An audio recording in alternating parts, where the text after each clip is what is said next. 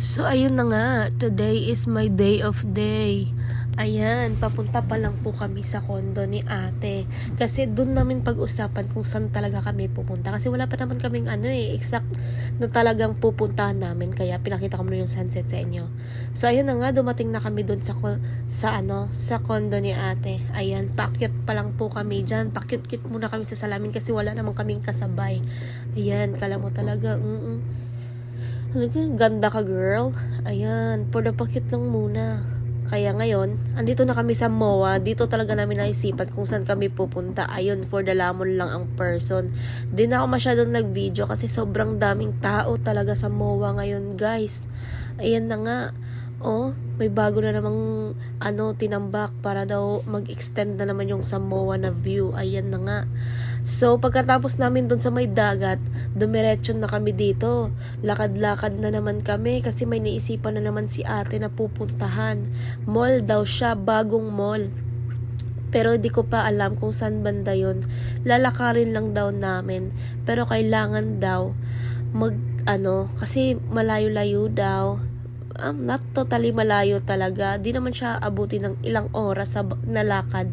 Yung sa amin lang kasi, mabawas-bawasan din yung namin. Pagpawisan din kami onte. Kasi lagi na lang, pagkatapos kumain humiga, ayan, pula pakit na naman ang person sa camera. Ayan, ang daming tao guys, no? Ayan.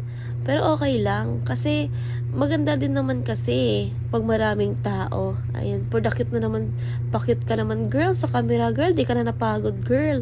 So ayun guys, lakad lang tayo, no? Kala mo matutumba na sa kakalakad halatang pagod ka na sis. Ayan, okay lang yan sis, kaya mo yan sis. So, dito na nga, ayan, pakita ko sa inyo, sobrang daming tao talaga. Ayan na, kita nyo sa gilid, dyan yung mga tao naglalaro, ganon. Kung sa kabila naman, may mga nagra-rides naman, ayan, pakita ko sa inyo. Ayan, dito guys, may nakaharang kasi parang may yung Parsh Marine. Kaya ayan, dumating na kami dito sa gusto namin puntahan, pero not totally, ayan na talaga. Maglalakad muna ng 100 steps. Oo nga, parang 100 steps naman talaga. Sobrang liit ng ko Ayan no, yan. So, habang naglalakad pa din kami, walang katapusang lakad na to. Kaya pa ba, girl?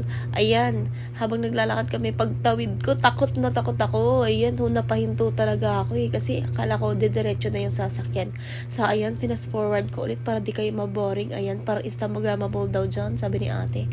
Ayan, sabi ko, tigil mo na yan kasi mag-video. Ayan, yan tuloy.